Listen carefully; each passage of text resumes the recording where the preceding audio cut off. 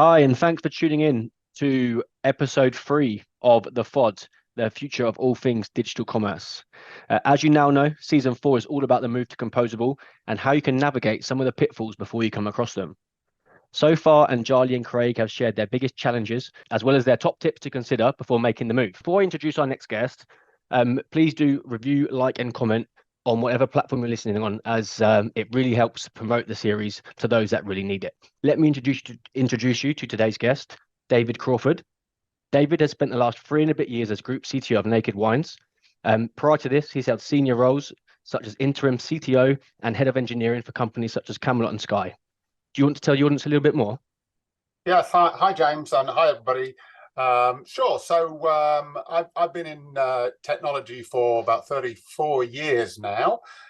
Started off as an engineer, and realized I wasn't actually that great an engineer, but I understood the concepts of everything, and so I've worked with some really brilliant engineers over the last few years at some of the places you just mentioned. I found that management and leadership and organizing engineers to do their best work was a strength of mine. When I went to Naked Wines 3 and a bit years ago, they were in a position where they'd been a successful startup for sort of 10 years. They'd had some financial investment and were ready to scale, ready to grow. And they got, as we'll discuss as we go through some of the questions you've got, their platform was a little bit old, a little bit homegrown, and they wanted to look at what they could transform to manage scale and their future growth aspirations. And that was my real focus over the 3 years. And so, it took us through looking at everything to do with composable. And as we'll find out as we progress, we didn't do everything right, and we didn't necessarily do everything composable. But certainly got some good experience there, which I'm really pleased to be able to share. Awesome. And Joe, and that's great to see, because you know what, these transformations don't always go to plan. And actually speaking and hearing from people such as yourself who have been there and done it and learnt the lesson, sometimes the hard way, the insights are going to be really valuable to our listeners. So just before we start, can you just kind of set the scene slightly in terms of how the technology was when you joined Naked Wines? You said it was a little bit dated and needed some work. So ostensibly a Java backend, JavaScript front end, some slightly different technologies in there, but that was the core of it.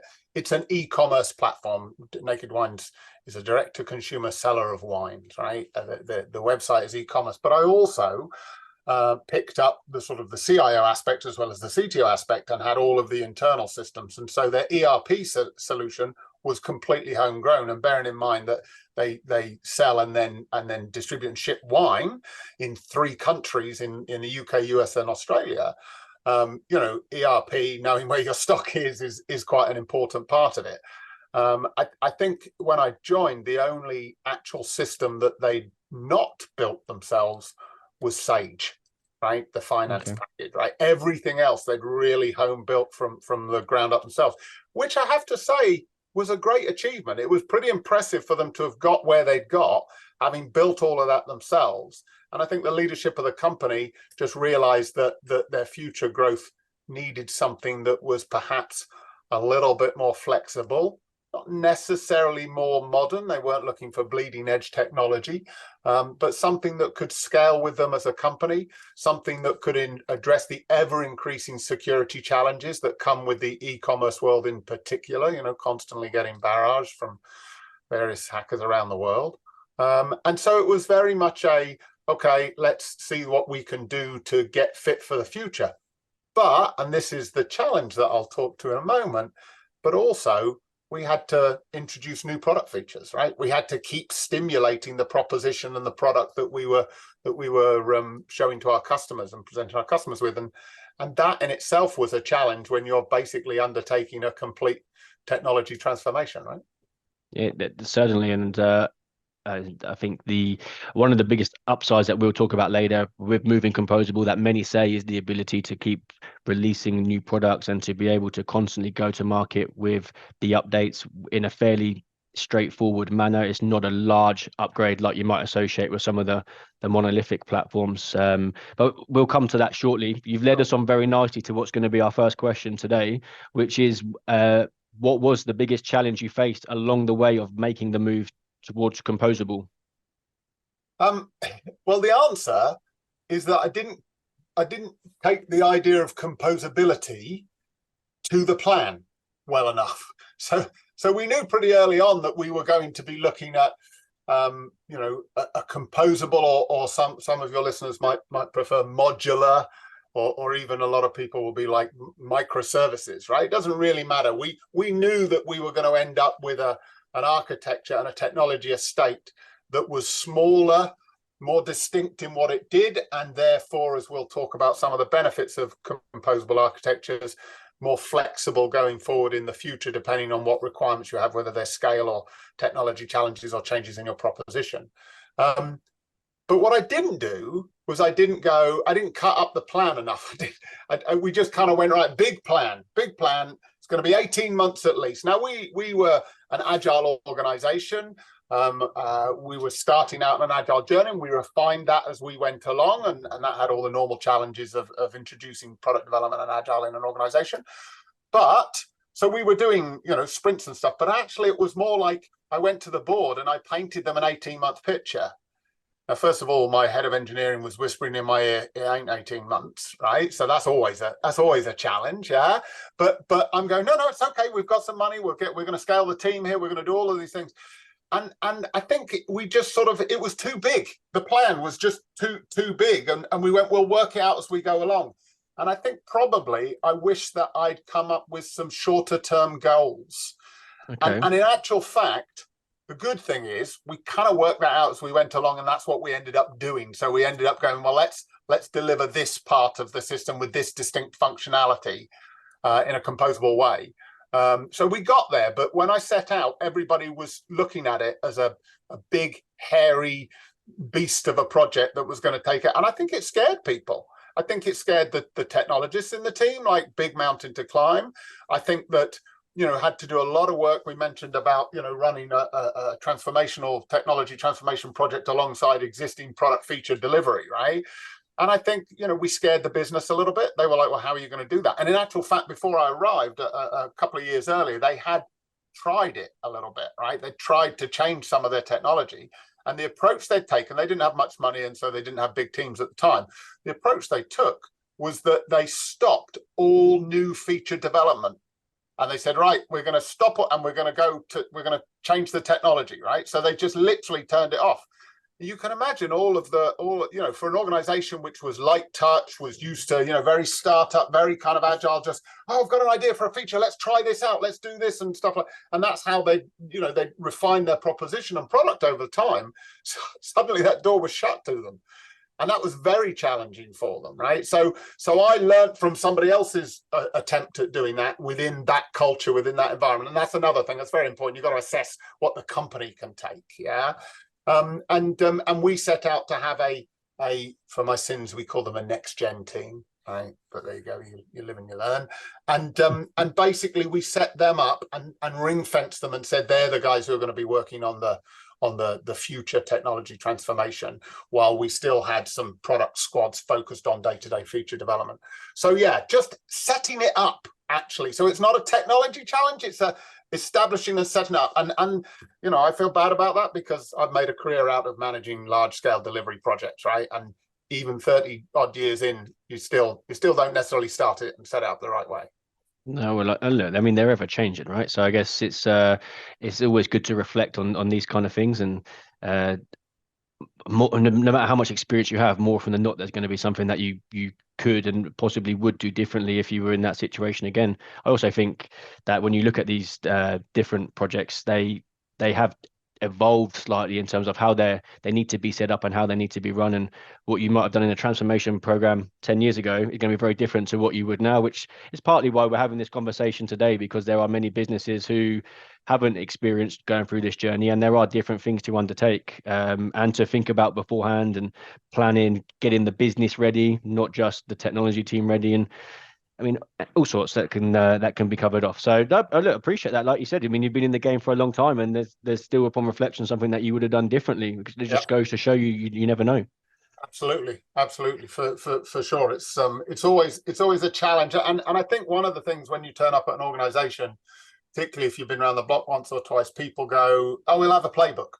But like you say, the technology changes so fast, and the different requirements in different companies. And I've got good all-round experience, but I don't have a playbook for every single situation. And composable itself is such a changing field in technology, and all the vendors out there. We'll talk in a little while about a vendor review we did of composable e-commerce technologies.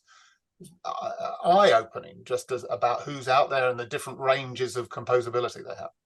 Yeah, okay. So one thing that you touched upon in there, which I think is quite interesting, you said you ring-fenced the next gen team that you referred to them as. So you had different teams doing different streams of work.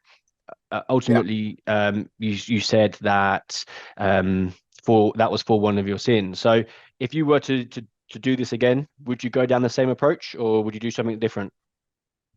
Well, you see, that's the challenge. I don't have an alternative approach that I would use. I think I'd just use that approach, but be a bit more sensitive about the teams that, in the end, maybe felt like they were excluded, from the future. They're like, well, I'm having to work on the old stack, doing whatever it is that marketing are, knee-jerking about this time. No offense, marketing, it's just a standard sort of thing. And I think there's something happening over there in the distance, that looks sexy and exciting, and everybody's like that. And I think the thing that we did was ring fence is fine, but you got to have a door in the ring, right? You got to get those guys out of there, and lunchtime pizza sessions, whatever, to share their knowledge, and maybe even do a bit of rotation and that sort of thing to make sure that you've got the new and the old blending. And that's not just to keep morale up and keep people engaged and interested, but it's because you could lose a lot of knowledge from the business hasn't fundamentally changed. We're just looking at a different technology for the future. And if you didn't make it onto that next gen team on day one, well, does that mean your knowledge is not any good? Does that mean you're not going to be able to understand the future? No, of course not. So yeah, I think that's an area where we could have got people involved, even if we still had a dedicated ring fence team, which was necessary to protect it from the shenanigans of change that goes across a busy business. So it was necessary to do that. I think I would do that again, but I'd make sure there was a lot more sharing and knowledge sort of explanation as we went through.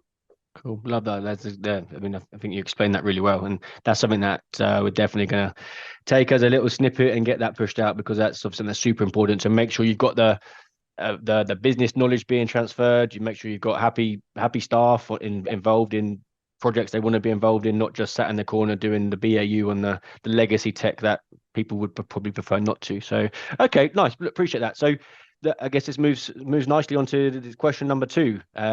Question number two is one of my favorite questions, and I think one that probably provides the most value to people. So interested to hear this from yourself, David. What are the 3 tips you would suggest to any end user that is contemplating moving towards composable? So I thought about this a bit. I've got 2 for sure. And okay. And I'm gonna work my way to the third one as we go, right? The first one is exactly what I was just relating to, the engagement of your team. So forget the business for a second, right? Forget all that. You've got a team. I started with a team of 40. We grew to a team of about 100, including product development, product managers, etc., etc. It was difficult to take everybody on the new journey, and it's essential to do that for the reasons that we've just discussed. So I think, again, my biggest challenge, setting it up right. I think it's just, we knew what we wanted to achieve. We even knew what the end goal was. That wasn't the challenge so much.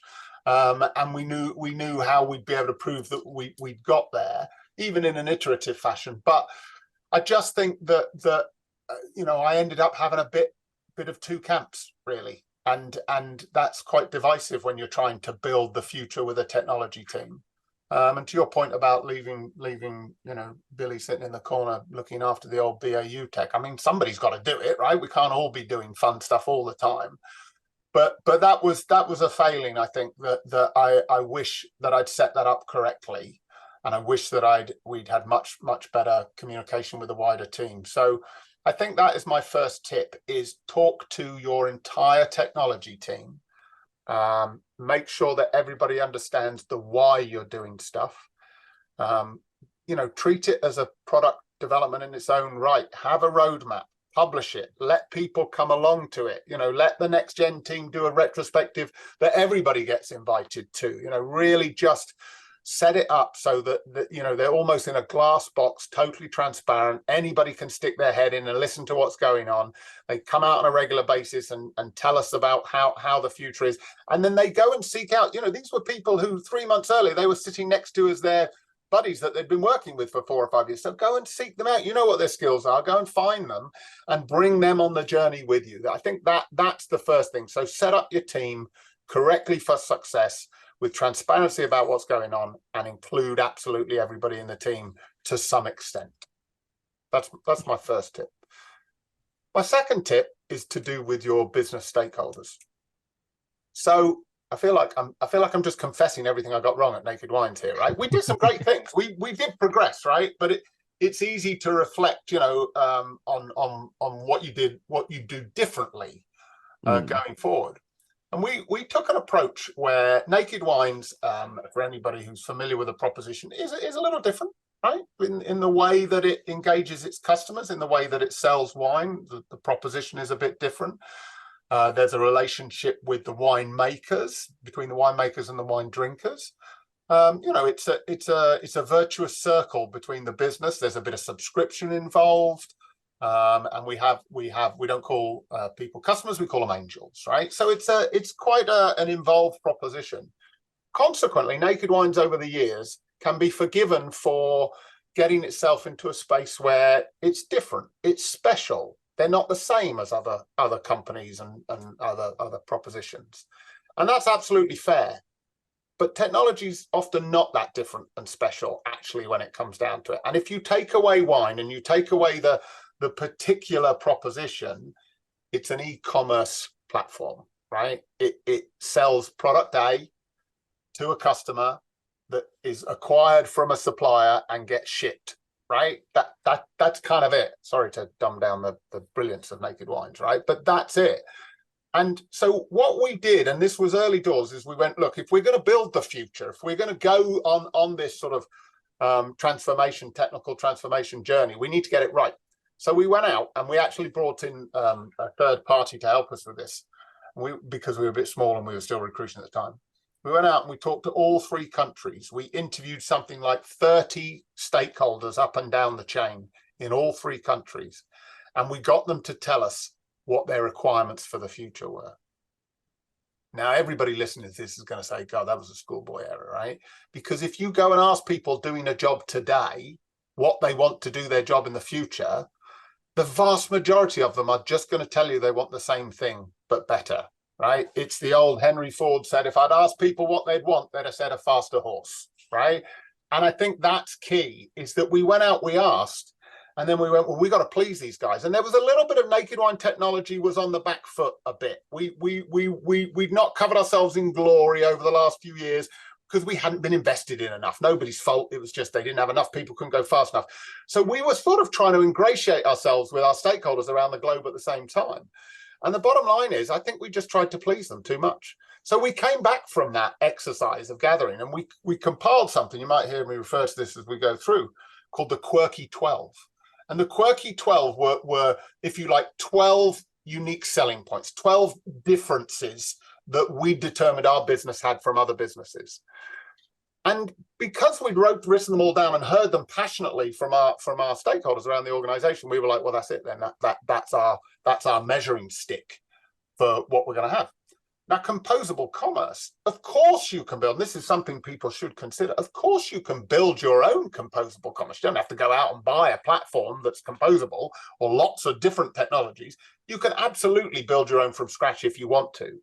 So we weren't too worried about that, but we went, well, look, if we want to go fast and we want to get value, and I'm a great believer in not reinventing the wheel, right, sort of thing. So if it's a vanilla piece of functionality and a company has invested millions of pounds in developing it, then who are we to think that, we can spend 3 months developing it and it'll be better than that? So go and buy if there's something out there that's not got special sauce in it.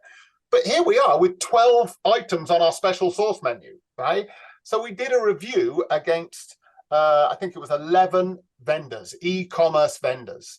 And we went from the Sprikers of this world who, like really pitch the fully composable, right up to the Salesforces of this world who basically it will deliver everything you want, but you pretty much have to sort of, commit to their ecosystem and the way they do things. And we measured up at the 12 on this, and nobody scored more than 6.5, right? Out of the 12 features, not a single one of them didn't score 6.5. So that's just halfway, right? It's just like, so you're sitting there going, okay, so nobody can help us here. And at that point we went, oh, we'll have to do it ourselves then, right? We'll just have to build it ourselves. And what we should have done was pushed a bit harder, right? What we should have done is and we've got our product management colleagues. It was in its infancy, so some of it's about timing, right? But we should have got them to do more, supported them in doing more of a review of our competitors in the marketplace and actually going, well, hang on a second, how different is this quirk? How specific is it? Is it close to what's available in the marketplace in a vanilla way? We since have done that and established that probably we made the wrong decision and we almost need to rerun that analysis because it's going to sound horrible, but we just took everything that our business stakeholders said at face value and did not challenge it with any other external data, marketing data, or anything. And also, I think we had some of the vendors who we looked at for composable e-commerce were really engaged with us, really wanted to help us, and we didn't listen to them, if I'm honest, right? And they were basically pushing and going, well, let us come and help you talk to these guys and understand why we only scored 6 on your quirky 12. And we were like, no, we've done it. It's okay. They're our stakeholders. So I think that's my second tip is, this is going to sound horrible, but don't just roll over on the requirement, right? Don't just go, yeah, that's it, because you might be missing out a trick and you might be closer to something that will help you deliver quickly and effectively than you think you are. It's tough though, because you like you said, getting the vendors a little bit more involved to understand why they only scored 6.5 would make sense. But you've got 11 vendors, you've only got so many hours in the day. Do you just say, well, Joe, we'll give the top 3 vendors on our scoring system that privilege? Or Yeah. how would you, I mean, there's got to be a way in which you then decide, because you can't give it to all 11. I mean, there's not enough time in the day and you'll never get to the bottom of it because they'll all be saying, well, we can do this and this and this. And then you find yourself in this fight between the different vendors. And it's just like, okay, well, we're back at square one now, just even more confused than we were 6 months ago. It's tough. It is, and I'd say, I mean, I think we just had 11 and we're like, oh, it's all too complicated and none of them really fit. So scale it down, get it down to 2 or 3, and then do a proof of concept with them. We had a couple of people who were like, we'll do a free proof of concept with you. And we're like, oh, we haven't got enough people. Just say yes to that kind of stuff, right? Just embrace it a little bit more. What's the worst that can happen? In 3 months' time, you'll say, we learned a lot and we still don't want to use you, right? A big deal, right? They're happy to take that kind of risk and partner with you. So I think that's it. And then the third tip is a really easy one, right? We went on a monolith to microservices journey. So monolith to composable, if you like. And we decided that was the way to go. We decided that was going to be our end state architecture. And we spent a little bit of time drawing that up, and that's good. But what we discovered as we went on the way, we started off with an assumption that our monolith would die. We started off on an assumption that it's all bad, it's all old, it's like spaghetti. Just because it's evolved over time, that's the nature of a monolith. Nobody's fault. And basically, we didn't understand the blast radius when we made changes. You pull the piece of string over here and you not sure what wobbled over here. And so I think everybody started off with like, right, well, in 18 months, we're not going to have this monolith. It's just, and none of the old code will be there and it'll all be new, shiny, sexy world, right? And as we went through, we kept finding little kernels of goodness in the monolith. Something that had maybe been written, as almost a distinct piece of code, and it only took a little bit of work to compose it, to make it composable. To put some APIs around it, maybe upgrade the security around it, put it in an environment that had a little bit of scale on it. So we just reconfigured bits of the monolith rather than chuck them away. So my third tip is, don't throw your monolith baby out with your microservices journey bathwater. Okay. All right. Well, I mean, there's three really good tips there. Obviously, the first one was just a continuation for what you were saying is it was one of the biggest challenges you faced. Second one sounds very important. I really like the quirky 12. I think that's got a nice little ring to it. Sounds like maybe it could have been a quirky 10 or a quirky 8 in hindsight, but hey, that's what hindsight's for. Ultimately, I think the key thing you took from that was just say yes to a free proof of concept. Like you said, what's the worst that can happen? You're getting a free POC and you can learn. And then obviously the third point you highlighted there is perhaps there's some use in the monolith as well. So don't just assume it's going out and it's dying and it's not going to be needed. In fact, maybe it could be a little bit easier if you reconfigure parts of it. Maybe be a bit cheaper and a bit quicker as well, depending on obviously the overriding transformation. So, Brill, Joe, and something you mentioned there is you said something along the lines of I feel like I'm just telling you about all my failings or something similar. But look, Joe, I just want to say thank you for the honesty and the transparency because look, that's how people learn, right? Whether it be yourself or it be our listeners, and you learn from people doing something and then thinking, hang on a minute, was that actually the best way to do it? Could you do it this way? So I appreciate that because it's very easy to come in here and say everything's gone amazing and do this and do that and do that, and often that's not the case, right? So I appreciate that, David. Well, that's good of you to say. I think the key is it's fine to confess a mistake. It's what you do about it that matters, right? And if you and the team don't learn from that and adjust as you go, and we did. So I'm pleased to say I'm probably happy to talk about these things because we caught them after a little while and then went, oh, let's think about this differently. And that helped us with our approach. Awesome. So let's move on to question number 3. So question number 3 is asking you, in your opinion, is there any sort of type or size of end customer that probably shouldn't consider composable? This is, I want to say instinctively, I want to say no, it's great. It gives you ultimate flexibility. You don't know what the future's going to hold. You know, if success, comes your way as a company, you've got scaling options in there. And you know, as technologists, we hate to use the word future-proof because we're constantly asked if we can build future-proof systems. But composable really does make you think, yeah, I can just do anything in the future. And it also, it helps with vendor selection, right? So one of the big things, particularly if you're a small company, particularly if you're starting out in your technology sort of journey and you're a bit nervous about spending money with vendors, right? Because if you employ an engineer, you ask them to do stuff, they either do something good because you told them to do the right thing and that's, that's okay, or they don't, and that's on you. But if you give like £100,000 a year to a third party and it doesn't work, that's scary, right? That's like, oh, I really spent the company's money outside and stuff like. So I think one of the things to consider here is that it takes the sting out of getting it wrong. Because most of the composable services these days are SaaS, right? And there's often a little bit of integration. It depends how far which vendor you're selecting, how big the part of the ecosystem is you're committing to.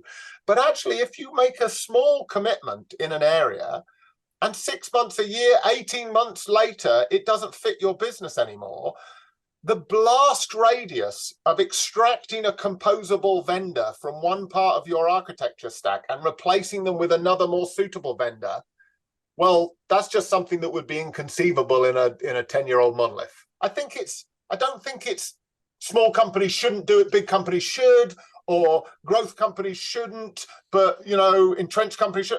I don't think it's as easy as that. I think you've got to look at it and decide where you are now, how much money you've got, where you want to go, whether you want to be an internal engineering company or a vendor company using third parties to help you develop.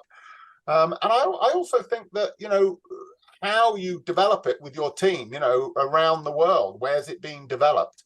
Who's it being developed by? I do want to come back to something you raised there, and that was you feel like if you have an internal engineering team, you may have a different answer to that question as if you were to outsource your engineering.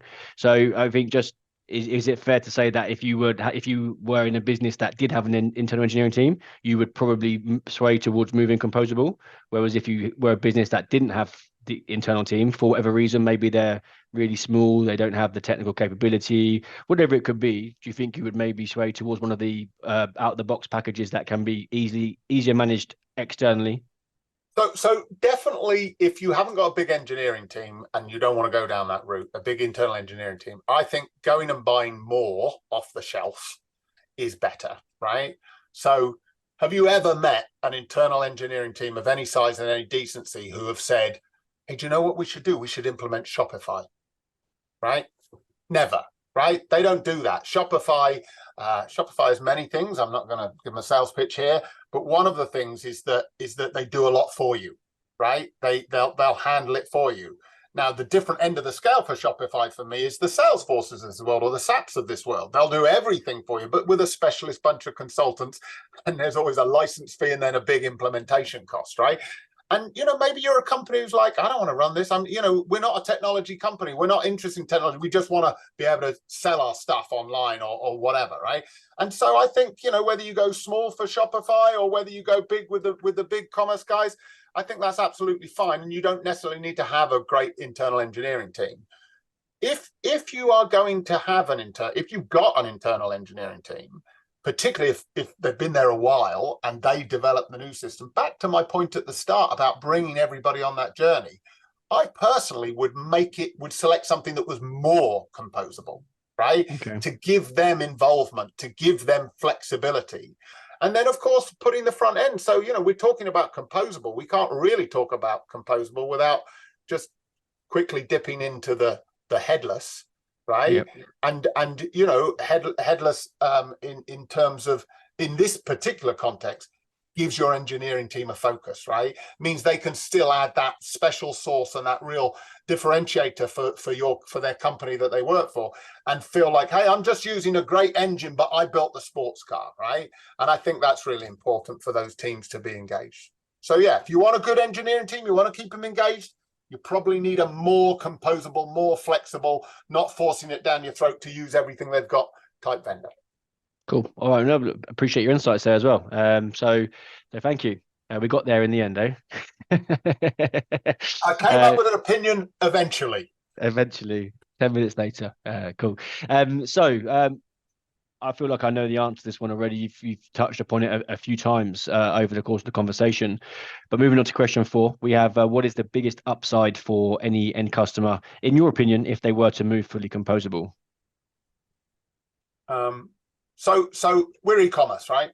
The end customer, because we're not clear on which end customer we're talking about here. The end customer, our angels in Naked Wines, they would say, I don't care. And by me, composable, schmosable, right? It doesn't mean anything. As long as they get the product right, and they have a good experience. So, but how many times have you sat there on the settee with your loved ones and heard them moaning about they can't check out properly, or they've got to reset their password again, or something was in their basket and now it's disappeared, right? And sometimes that is the result of a monolith and people just didn't know, right? And QA is expensive to do, and if you want to be a fast moving company and get your product features out there, sometimes you cheat on the QA a bit and you go for risk-based testing, and so you don't catch every single little defect that's out there. And then we've got to build new features, so we can't deal with level 4 severity 4 defects anyway, and they just build and build and build. Yeah. And so I think with composable, you're buying your way in for your end customers. You're buying your way into a better quality experience at each step of their e-commerce journey. Because somebody, if you buy a checkout module or you buy an authentication module from your composable vendor of choice, you're really buying something that has been really finessed, really tested and stretched, and every angle's come from it. Many more eyeballs than you could have put on it. Plus, it's being used in other customers, with a slightly different veneer on it, but it's being used in multiple other businesses around the world, which means there's multiple people giving feedback on it. So the end quality customer experience, our angels, do get a better experience, in my view, because we're buying in a piece of composable functionality. Yeah. Okay, I guess we're working on the basis that it's been fully put together properly, and it's not quite as straightforward as you buy the different products from the vendors. You obviously there's a lot of complicated engineering that goes on behind the scenes. We had Yep. one of our previous guests, Craig. He referred it to the plumbing and plumbing it Yep. all together. So I guess we're working on the basis that's all done properly, which I think can be a challenge in itself. But the point is that it can be done properly if you've got a smaller engineering team, because they're not worrying about whether the button turns blue when you click it, because somebody else has done that, to death everywhere, sort of thing. And so I think it's that separation of responsibilities between the core product features, which should be the same everywhere, and the plumbing, as your previous guy called it. I think that's important. Moving from the end customer into the end customer, into what we would call our stakeholders within the business. Yeah, I think sometimes it takes a while for them to understand what the upside of moving to fully composable is, because again, they're in this zone of like, I don't care, can you just go faster and get me the features that I wanted? And actually, this was one of the challenges we had when we sold the investment, because we needed investment to do this transformation. When we sold the investment to the executive team, we went along and our first draft of our sort of pitch deck for this was like, yeah, well, tech debt, scalability, old technology, underinvestment, you've got to do it. And that was it. And we completely missed out the benefits, right? We as technologists sometimes just take this assumption that, well, obviously it's the right thing to do. Obviously it will give you a better future, right? But actually, even though you might class it as your budget and your team doing that, you've got to bring the whole company to support you on that journey, right? Because there will be compromises that have to be made on the way, and you need them on your side when you have to make those compromises. You thought I was going to say flexibility, because I've mentioned flexibility a few times, right? And flexibility is absolutely key. But I hope this isn't a disservice to our stakeholders, mainly who are, professionals who really consider what we're doing as a company, right? But the bottom line is they just assume technology is ultimately flexible, right? If they want to change it, it's just noughts and ones, isn't it? We can change it in the future. It's all good, right? So actually, I think flexibility is something that technology strategists and leaders get more excited about than the rest of the business. They just expect us to deliver on that, right? Okay. I'm just trying to digest some of the points that you mentioned there. There were some really good ones, and you're right. I was expecting you to say flexibility, because I think that is what the majority say. It gives you the flexibility to make changes at any point based on your business demands. But I love some of the examples you gave around getting the stakeholders involved, and how you managed to do that after initially realizing that your first slide deck didn't necessarily go to plan. So cool. Certainly something to listen back on and take some more notes on from my side for sure. So thank you. Cool. All right, then the second to last question is in your thoughts, what is the applicability of composable architectures outside of commerce? So it's interesting. Obviously, my focus here for the last few years has been e-commerce. And previous to Naked Wines, I wasn't particularly an e-commerce guy. I touched on a little bit at Sky and stuff like that, but I wasn't particularly an e-commerce guy. And actually, I was largely, when I was at Sky, I suppose that's where I first got introduced to more the idea. We didn't start with the idea of, let's have composable solutions. We started with the idea of single points of failure. So Sky, broadcaster, has over-the-top streaming solutions, same as BBC, Netflix, all of those kind of guys, right? The end-to-end video chain is pretty complicated. And then on top of it, you get the more sort of a consumer bit where people are coming on and logging into a service, Now TV, for example. They're logging into that with their credentials. It's saying what they've got available. It's checking in their billing system. Have they paid for this? Have they got an active subscription? And all of those things are different calls into different parts of the ecosystem. And what we discovered was that if one single, so you put it all together as best you can, right? And then if one single part of that chain fails, it's game over. The whole thing failed, right? And so we started looking at it from a resilience point of view. Yeah, so it wasn't so much flexibility. Sky's a really big company. It develops all its own technology, right? We use a lot of third-party tools there, but we didn't go out and buy, like an e-commerce platform or a broadcast platform or anything like that. We developed a lot of that. So it was more about resilience and being able to have bits where you could sort of almost go, that part of the system, I'm not getting the right response from that part of the system over there. So I'll skip round it, or I'll go to another system, or I'll work out how to do it. And from that point of view, I think that was born modularization and the ability to have different systems that can be scaled independently, can do different things by themselves. Companies who do events, companies who have very peaky traffic, companies who have resilience challenges where, if something goes wrong, they just don't want the whole thing to fall over. So sort of more mission critical. Again, e-commerce is one of those things. Most areas of e-commerce, people do get frustrated when, the checkout's not working. But what happens? They just come back tomorrow or an hour later, and when it's working, and they do it again, and they're like, oh, okay, that's not the end of the world. That's what happens in the world of e-commerce mainly. So you don't really lose the customer, and ultimately they get their product, right? If you're trying to tune in to, the FA Cup or whatever's being broadcast on Sky, and you can't access it at that moment in time, that's literally game over for you. Yeah, I mean, the one challenge I would propose on that is, I think if your website crashes, let's say Black Friday, for example, you want to get a TV or a PC or whatever, you go onto Curry's and PC World and the website crashes. I mean, you probably quickly look on Amazon or you look on John Lewis, and so I mean, arguably you would lose a customer.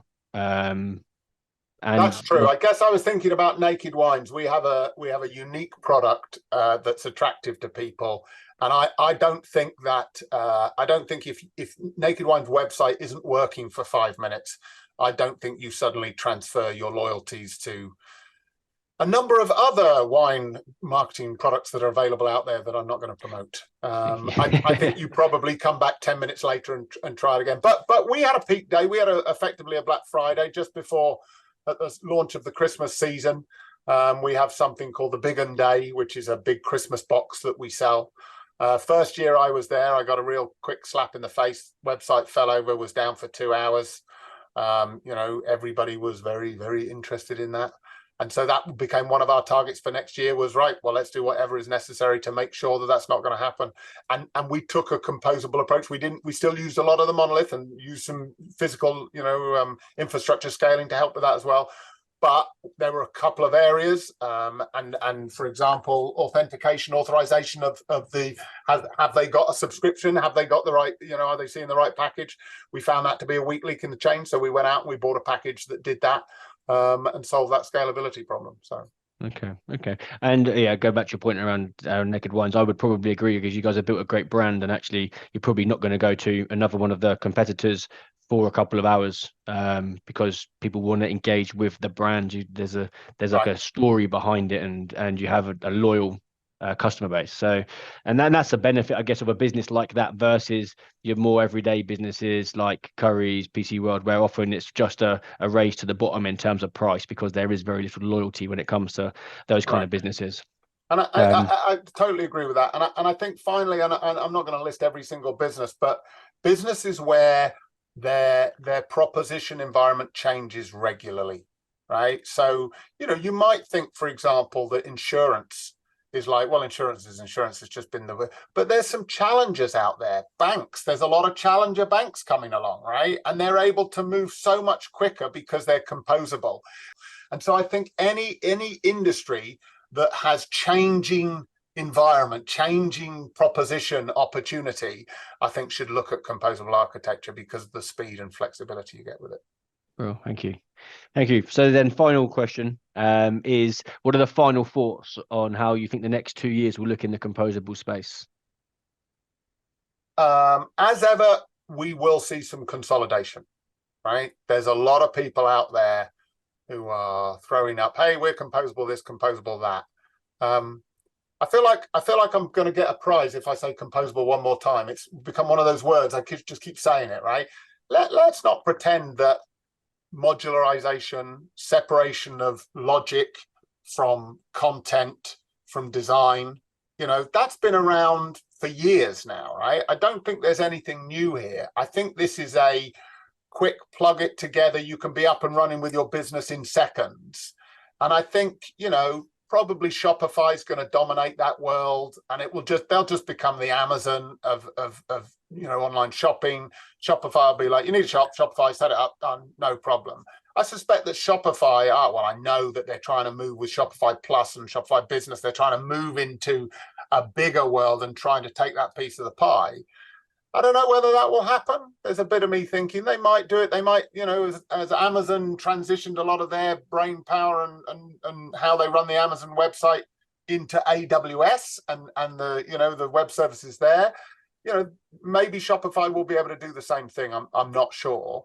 But I think that people will continue to want to control their environments, continue to want to, use their special sauce in the way they want to use it.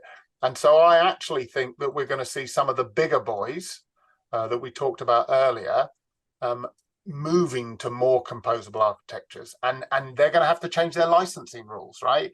They're going to have to be more flexible and allow you to buy something for a short space of time in a quick way that you can detach from later on. I think that's already happening, I think. Yeah, I agree. I just don't see CTOs, CIOs selling their souls to SAP and Salesforce for the rest of their days. I think so. Those companies will have to change. They'll probably change because they've got deep pockets by acquiring some of the more flexible, composable mindset companies. So I think we'll probably see a little bit of consolidation in there with Salesforce at one end and Shopify at another end and a few players in between, I would imagine. Oh, all right. Well, I really appreciate your insights. And as I touched upon beforehand, you've been very honest and very transparent with how things developed at Naked Wines and some of the things that went really well and other things that we're sort of reflecting back on, you maybe would have done a little bit differently. And as I said, that's exactly what I was hoping to get from the conversation today. So the people that are listening can really understand what has happened in other implementations and transformations, making sure you get the entire business on board to be bought into the whole thing and ultimately navigate some of these pitfalls that you guys experience. So yeah, again, really appreciate the transparency, David. Thank you very much for being involved in the show today. And my absolute pleasure. And a plug for myself, James. I'm looking for that next opportunity to maybe come and help one of your listeners out there with their future of composable architecture, right? Certainly are. Hopefully not for much longer following the release of this podcast, eh? We'll make sure it's put everywhere. So there we go. All right. Well, look, that's a wrap. Thanks for listening. Remember, please like and share. It really helps get this to the people that need to hear it. And we'll see you next time.